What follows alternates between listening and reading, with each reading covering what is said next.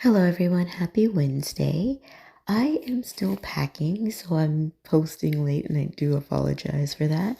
I'm only going to be gone for the weekend, but I feel like I'm packing way too much already. Hopefully, I can kind of condense everything. But I hope you are enjoying your Wednesday night. I do apologize for posting so late, but thank you for joining me for Storytime with Moonie, where I read short stories every Monday, Wednesday, and Friday for littles in every community. You can follow me on Instagram at Moonie the Space Kitty, Moonie the Space Kitty SFW, or Storytime with Moonie. The only difference between the profiles are the tags that I use. Through the profiles, you'll have access to the items I sell in my little shop. Now grab your stuffy and get real comfy. Tonight's story is The Boy Who Cried Wolf.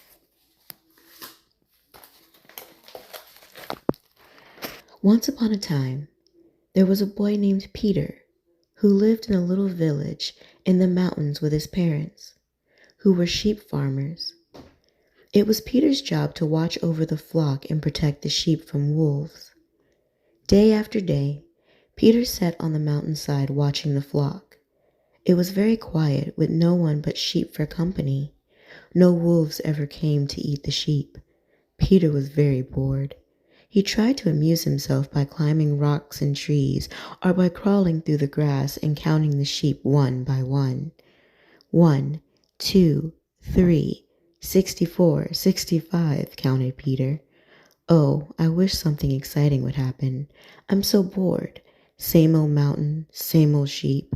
Finally, one day, Peter couldn't stand being bored anymore.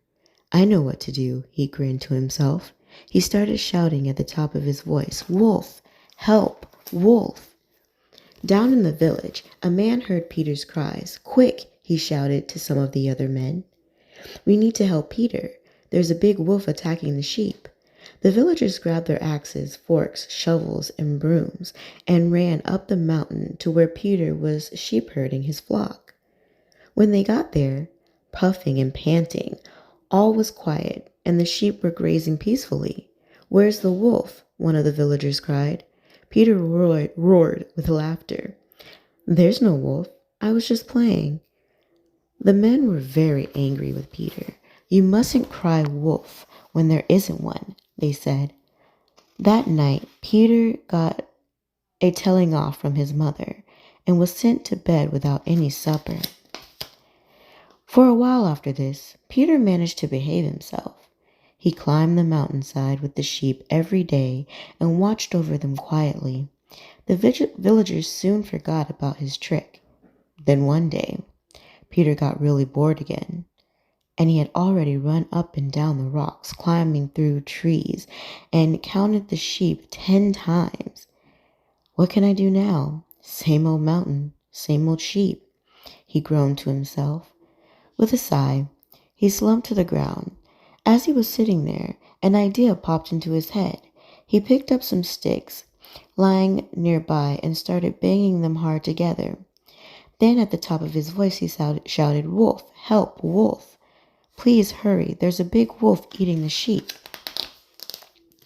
Down in the village, a crowd of people started gathering when they heard the loud banging and shouting coming from the mountainside. "What's all that noise?" someone cried. "It's Peter, he's in trouble," shouted someone else. "Quick, there must be a wolf on the prowl." Once again, the villagers grabbed their forks, shovels, and brooms. They ran up the mountain to chase away the wolf and save poor Peter and his sheep. And once again, when they got there, puffing and out of breath, all was quiet and the sheep were grazing peacefully. "Peter, what happened?" shouted one man angrily. "There's no wolf," laughed Peter. "I was only playing." "You shouldn't make jokes like that," said another man. "It's not a good lie." The villagers marched back down the mountain toward the village. That night, Peter got an even bigger telling off from his mother and once again had to go to bed without any supper. For days, the villagers went around moaning about Peter and his tricks. But after a while, the incident was forgotten, and Peter continued to climb the mountainside every day with the sheep. He had decided that he would try to behave himself, especially as he didn't want another scolding from his mother. A few weeks later, while Peter stood counting the sheep as usual to pass the time, he noticed some of them were bleating nervously. He climbed up a tree to take a look around and see what was upsetting them. To his horror, he saw a big hairy wolf. The terrifying creature was creeping through the grass toward the flock, and its jaws opened and its long tongue hanging out. Peter could see the wolf's sharp pointed teeth. Shaking with fear, he started screaming, "Wolf, help, wolf! Please hurry. There's a wolf about to eat the sheep." A few people down in the village heard his cries for help, but they kept on with their own business as usual. "It's only Peter, playing another trick," they said to each other. "Does he think he can fool us again?" And nobody went to Peter's rescue. By nightfall, when Peter hadn't returned, his parents became concerned.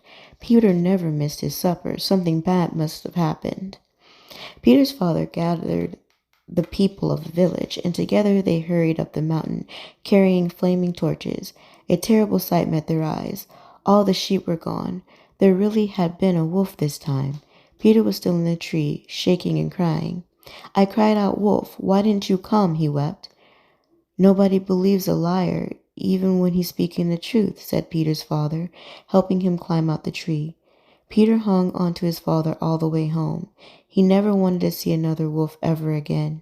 And Peter finally really learnt his lesson. He never told a lie again.